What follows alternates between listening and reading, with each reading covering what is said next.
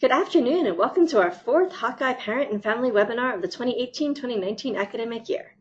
My name is Lisa Kelly and I work here in the Office of Academic Support and Retention, and I'll be the moderator for today's webinar.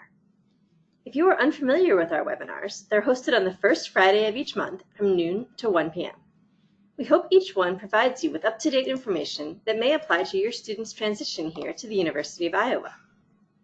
We know that parent and family members play a vital role in student success, and we hope that these webinars provide a platform for us to provide you with resources that help you support your student in their success. If you can't attend every live webinar, we do record and post them later on our website and YouTube. For more information, please visit parents.uiowa.edu and click on the Resources tab. Each webinar has a short presentation and then a question and answer portion, where you can get questions answered by our campus experts. Today's webinar is Study Abroad, What's It All About? We are very lucky to have a wonderful campus partner here with us today. Christine Jerf is a Senior Advisor in International Programs and the Coordinator for the Study Abroad program. She will share information that will help you and your student in understanding the who, what, when, and how of study abroad. I'll turn it over to Christine. Thanks, Lisa. All right. As Lisa mentioned, I am an advisor in the International Program Study Abroad Office. I actually handle Latin America and Scandinavia, so many of my examples may be from those areas. I try to go around the world with my examples, but just kind of a heads up on that. I do talk to parents throughout the year about study abroad in general, and as she mentioned, I'm going to talk about today the what, why, who, where, when, how, and please feel free to ask questions during our Q&A. So what is study abroad? Study abroad is credit-bearing international coursework. So basically students go abroad and take a course that counts towards their University of Iowa degree, but they're in an international setting in a foreign country. This, as I mentioned, does count towards their UI degree, and there are other options besides strictly just studying abroad. We have interning abroad, service learning abroad, and research abroad. So what can students study while they're abroad? In many cases, students can fulfill general education requirements. They can also fulfill major, minor certificate requirements. There's general education requirements that can be fulfilled. I mentioned that. And also students can take elective classes that aren't offered here at the University of Iowa. We have a lot of course options here, but certain things like traditional Chinese medicine in China is an option. We don't offer that here at the university. Another one is wildlife conservation. May seem like kind of a crazy town sometimes, Iowa City, but we actually don't have any wildlife here. So another thing students can do is independent research, and as I mentioned, internships for academic credit. I'll talk more about that a little bit later. So what kind of programs do we have here at the University of Iowa in our Study Abroad International Programs Office? The first I'm going to talk about is what's called UI administered programs. These many times are referred to as faculty-led programs. This is literally a University of Iowa faculty member taking a group of students overseas and teaching a course. Students often travel together. It's a course that sometimes is taught here on campus, but we have an opportunity over, winter break or the summertime to enrich the experience by being overseas, being in places where classes actually take place. Our most infamous one of this is our India Winter program. The University of Iowa actually sends more students to India than any other university in the United States because of this program. And again, that's a winter program. Students travel with faculty to India over the winter break. That's the first type of program we have, is the UI administered program. The second is what's called vetted affiliate programs. We use these actually in Latin America. What they do is they're partners of ours. They've been fully vetted for their academic credit, make sure that it's worthy of the University of Iowa, for their health and safety, These are companies that have local offices. They hire local professors. At times, they sometimes do the curriculum. They write the curriculum. They rent the space in the local university. They're there to help students adjust, help students find, or they have apartments. Many times, depending on where you go, or they're interviewing the host family, making sure everything's on the up and up with that. And our partners allow us to send students around the world without having to have a University of Iowa faculty or staff member on site. The next that we have is internship placements. Very similar to our affiliated programs, we have partnered with a company called IES. They offer internship placements for 8 weeks in the summertime. They're guaranteed. Students actually pick the field they would like to go into and the location they would like to go to. I have to be honest, they've just added a location, Vienna, so I think that brings our total to 12 locations. We have Milan, Rome, Barcelona, Berlin, Paris, London, Dublin, Santiago, Chile, Sydney, Australia, Shanghai, Hong Kong, and now Vienna. So 12 locations where students can do internships. The only places students need to have language background is in Germany and Paris, and it's recommended for Santiago, Chile. So that's another option. The great thing about these internships is they are for academic credit. What that allows for is because it's for academic credit, students can apply for federal financial aid and for scholarships for the program. When it's not for academic credit, that option is not available to students. So this is one of the great things about the internships is they are for academic credit. So there's some financial options. The next program, and I'll talk more about financial aid coming up, is exchanges. These are agreements that the University of Iowa has with universities around the world. It's a one-for-one. University of Iowa student goes there, they send us one of their students. Many times this is a very independent experience. Students, while we try to help students as much as we can, at the end of the day, they really just need to be able to fly over by themselves, find their way to the international office. In some instances, in a lot of instances, they have to find their own living. Sometimes dorms are available. We really recommend this for older students or students that have traveled internationally before in the past. And just to, some of these are a little bit of a crossover. Sometimes with the vetted affiliate programs, there are internships available while studying is the main reason that they're there. An internship for 10 hours a week may be available as well. So it's a little bit of a crossover. So why should students study abroad?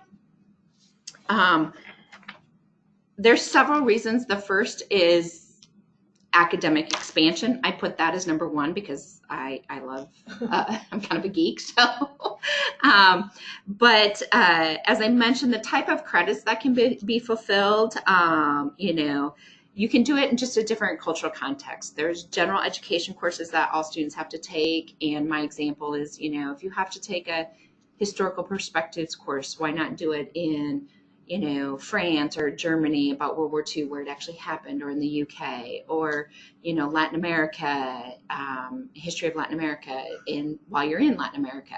Just adds to the richness of the course itself. Again, expanding those course options. I mentioned that I handle Scandinavia. I am sending, it's increasing, which I'm excited about, the number of environmental science majors and environmental studies majors to Iceland because they get to study volcanology and glacierology. It may feel like we have glaciers here in Iowa in February, but we actually don't. So we don't have that course. So those are things that students can take while abroad that we don't have here. Professional, besides the academic expansion, professional development is another reason students, should or could study abroad. What we have found in talking we've heard in the industry, oh, study abroad looks great on a resume. Oh, it looks great on the resume. Well, the industry went out and said, why does it look good on a resume? And what employers came back with is that it's actually the skills, the transferable skills that are inherent or embedded in study abroad, that's what they're looking for in their candidates. And these include adaptability. Obviously, when you're going to a different country, you have to adapt to, even in Spain, they don't eat lunch till 2 o'clock in the afternoon, 3 o'clock. They don't even eat dinner till 10 o'clock. I mean, just those small lifestyle changes, but then different class settings, different professors, different, if you're doing an internship, different work protocols. So that adaptability, problem solving when it is different, how do you handle it? Even small things, you're in a foreign country and strikes or tend to be a big thing, particularly with transportation. Don't know what it is, but you show up at the bus stop and the bus isn't coming. It's not coming. Finally, someone says, oh, the bus drivers are on strike. What's your student going to do? How are they going to handle that? Me personally, I would flag down a taxi because I'm lazy, but some students actually walk that. So it's those type of skills, communication skills. Even if a student is studying in a predominantly English-speaking country or somewhere like Scandinavia where everyone speaks English, the English is not the same as here in the U.S. and there tends to be a little bit more of a, professional English that you use. You can't use your slang when you're speaking to someone who's not a native English speaker. You can't say, oh, hold your horses, because they're going to be looking around for horses.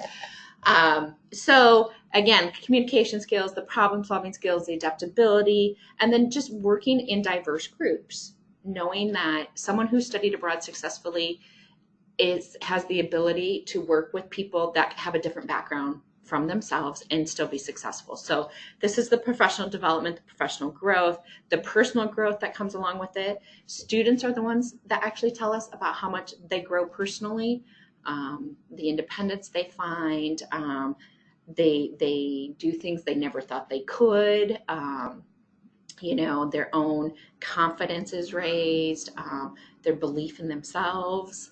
So this is what we like to see, and it's just that whole maturing process just adds to it, I think, with going abroad. And then finally, the global citizenship.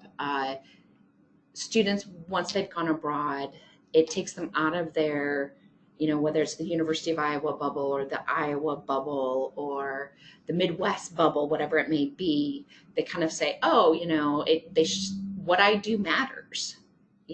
I may seem like, oh, whatever's going on across the globe isn't going to affect me, but they start seeing those relationships and that it actually does affect them. So these are some of the reasons we promote studying abroad and why students should study abroad. So who can study abroad? Students that are the baseline is students that are in good academic and disciplinary standing. Then beyond that, each program has its own GPA requirements, prerequisite requirements, language requirements, whatever it may be. In 2016-2017 academic year, students from 70 different majors studied abroad. We have 200 sponsored programs in 49 countries. Excuse me. What it means by sponsored programs is that they have been fully vetted by our office, and these are the ones that we promote because we know the academics are rigorous. We know health and safety is above par, that we know how things are going to be handled should there be an emergency. We know that the living conditions are safe and acceptable. So that's why we sponsor them. And then when is, we have programs every academic session. So fall, spring, academic year, semester, winter, and we're even seeing some spring break programs these days.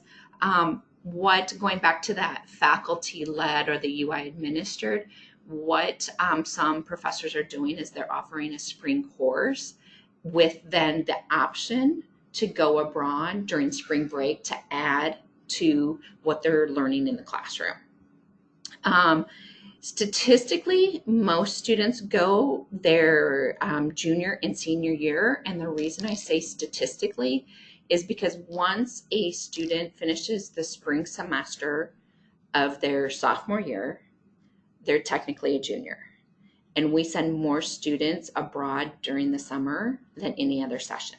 So all those that finish their sophomore year and go that summer are technically juniors, and then those that finish their junior year and go that summer after their junior year are technically seniors. So that's the statistics behind it. But we are seeing more students go earlier, their spring semester of their sophomore year, some fall of their sophomore year. I advocate for that because what I have found from students and my own personal experience is I enjoyed my classes much more once I got back from studying abroad. I felt like I could add more to the classroom. I had seen more, had more experiences, different perspectives, and that's what I'm hearing from students. And also give students the option to go again. I had a student who worked in our office. She went to Peru her spring of her sophomore year. Winter of her junior year, she went to Cuba. And then the summer between her junior and senior year, she went to the Netherlands. She did still graduate in 4 years with a double major and a certificate because, yeah, she's a little bit of a powerhouse, but she also made sure before she left that everything was going to count. And that's part of what our office does as well.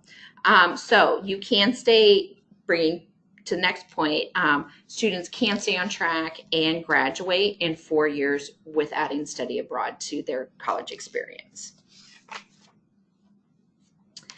Okay, so health, safety, and concern, just to let everyone know, and parents know in particular, that this is probably the highest priority in our office is the health and safety of students.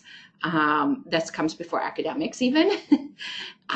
So because of that, all students are enrolled in CISI insurance. This is mandatory. It's actually mandatory by the Board of Regents that every student and everyone, actually even faculty and staff that go abroad, be enrolled in this insurance. We have a dedicated staff to health, safety, and security. We have an associate director and a senior advisor. There's 24/7 emergency contact. If help is needed, students are given the number before they leave, and our associate director of health, safety, and security carries a cell phone with her. I've even seen her go to the bathroom with it. So that's how important it is. All students must do mandatory pre-departure orientation course. And all those sponsored programs are monitored by our staff. So they're keeping an eye on everything. That there's a couple of governmental organizations that our director and senior advisor belong to. So they're getting kind of, the firsthand knowledge of anything that Washington's getting a hold of as well. So again, really have the pulse on what's going on around the world. When it comes to funding for study abroad, federal financial aid is applicable to study abroad.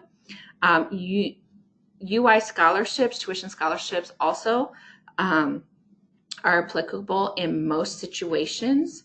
Apart from that, our office, Study Abroad, gives out an additional $600,000 a year, approximately, in scholarships. These scholarships are based on need, merit, basically GPA, and then we have a diversity ambassador scholarship as well.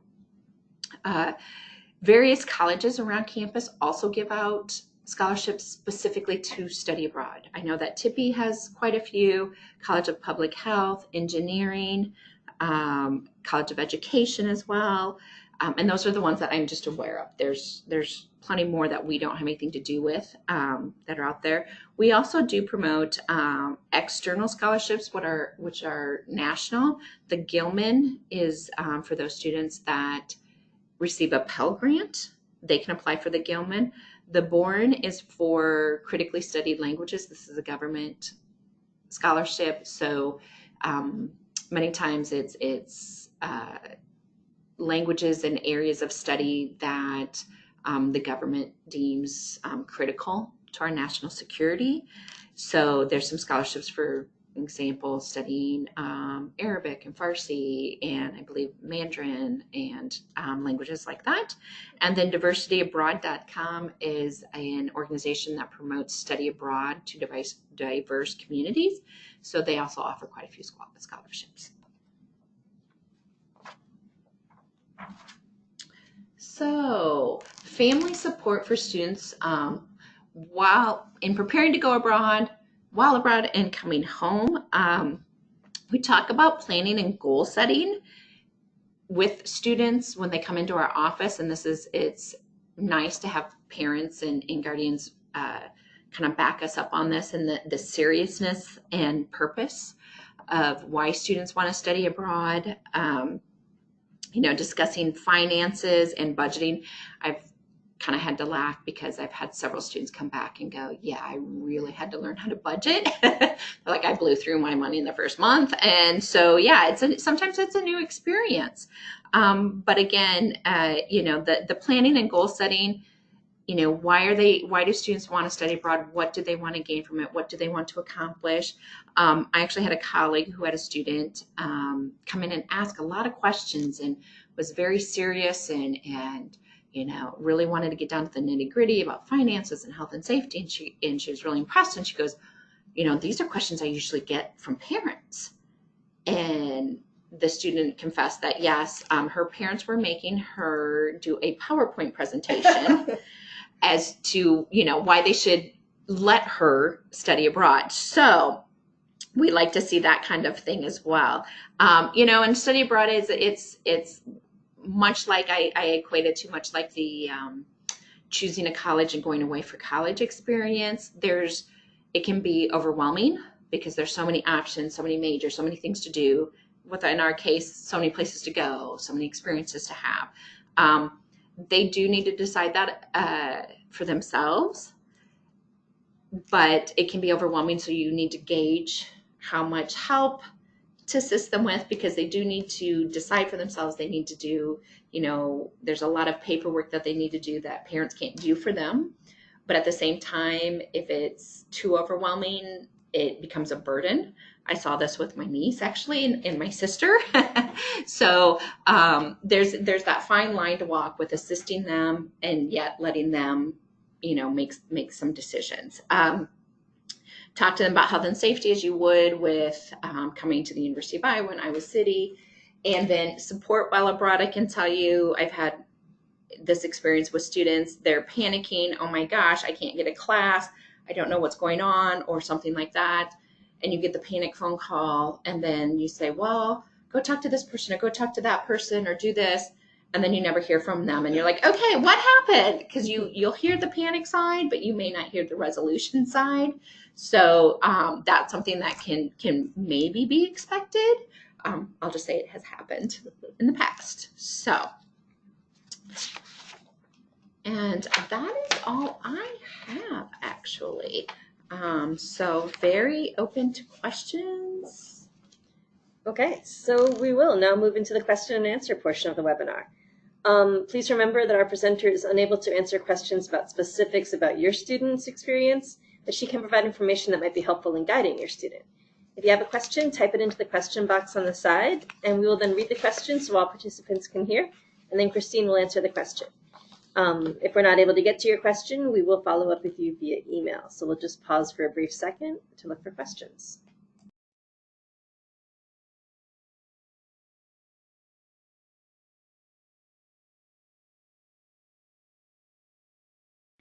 Okay, can you explain the difference between the service learning and the research abroad that you talked about? Sure. So research abroad usually has to do with something that the student has worked out, possibly with the professor here on campus, that may be doing, projects on their own for honors. Honors does a lot of research, things like that. They want to extend or work on it while they're abroad. So that would be investigative work. We have a program provider that we work with in which students do 3 months of classwork, and then they do 1 month of, and the whole time, that 3 months, they are working on an investigative question. And then they spend the last 4 to 6 weeks doing their interviewing, their investigating, their research on their project that they've worked on. So that is one example. The service learning is actually something new to our office. And we did our first program last May to the Dominican Republic. It was 18 days. And what students did there is it was more exploratory, and there was a portion about education and about healthcare. And I'll be honest, I think it was small business.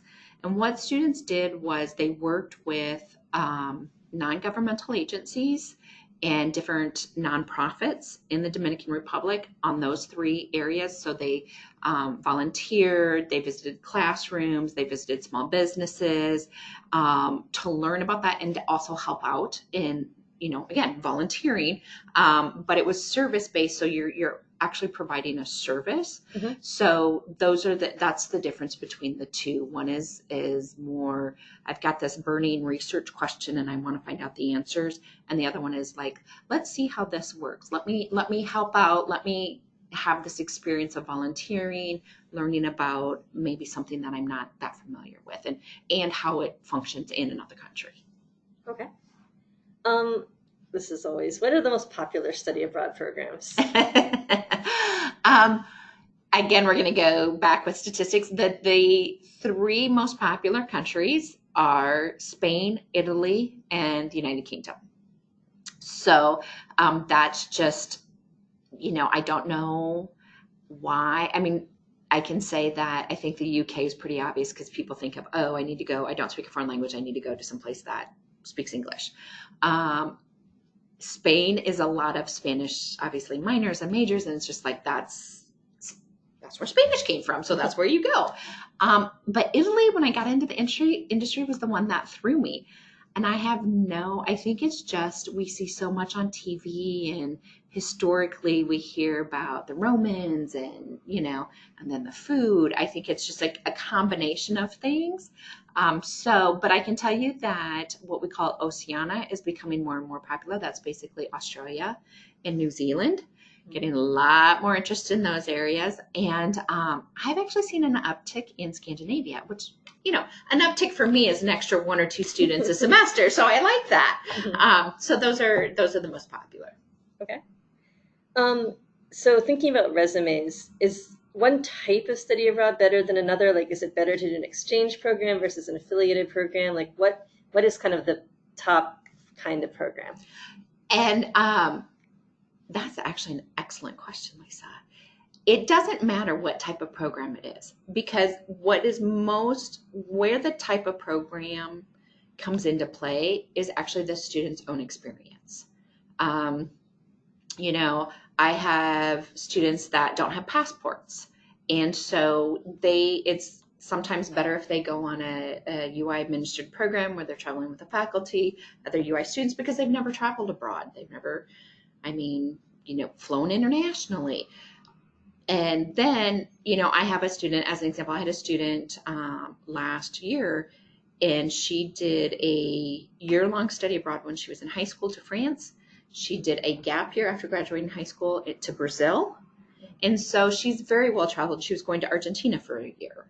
Very well traveled. And so she didn't need the same support system that the other student that doesn't have a passport needs. But when it comes to those skills that go on a resume, they're still similar.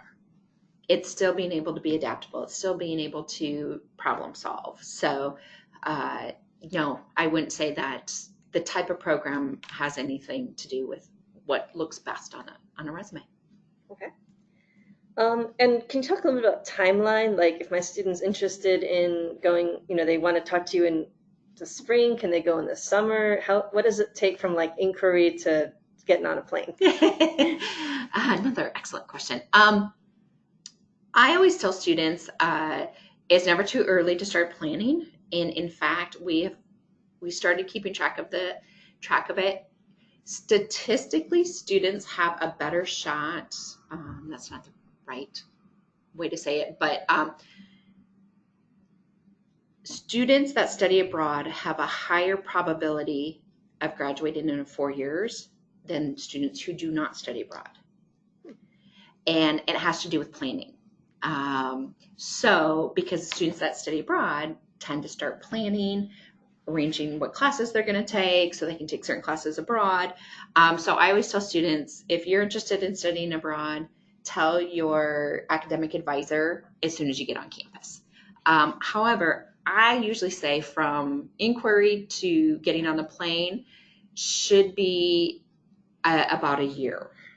So right now, we're not that it can't be shorter, because we're meeting with students who are interested in studying. Right now, we're meeting with students who are interested in studying in the summer, which is great. At this point, they've probably narrowed it down to an area, most likely to a program or two, trying to decide between them, because those applications for summer will be due March 1st-ish. Depends on the program, but about that time. So they're coming in, getting their last questions answered, looking at application procedures so that either over Christmas break or first part of next semester, they can start filling out those applications. So usually the application process will happen the semester beforehand. So I say give yourself the semester before that to weed through everything and get everything planned. Okay. I've been in the Old Capitol Mall a few times and I've seen a study abroad fair. When is that? That is every fall. Okay. Usually the second or third week in September. We bring in all our affiliate programs. Sometimes our faculty will even have a table. That's when students can come. And as an example, I have students that studied in Latin America and studied in Scandinavia that are with me at the tables so they can talk about their experience. And so students can talk to faculty, staff like myself, advisors, return students, and get as much information as they need, or maybe they have an idea that they want to go to Australia, so they can just pinpoint to the Australia table and be like, hey, tell me what you got. So it's in September. Okay. Cool. I think that's it for questions. So I think we'll wrap it up. Thank you again for Christine for joining us today. Remember that all webinars are posted online at uc.uiowa.edu/family-resources. Additional questions can be sent to uc-retention@uiowa.edu for a response from a University of Iowa staff member. Please join us for next month's webinar, Proactive Planning for Next Year, on Friday, December 7th from noon to 1. Thank you so much for joining us today. On Iowa, go Hawks!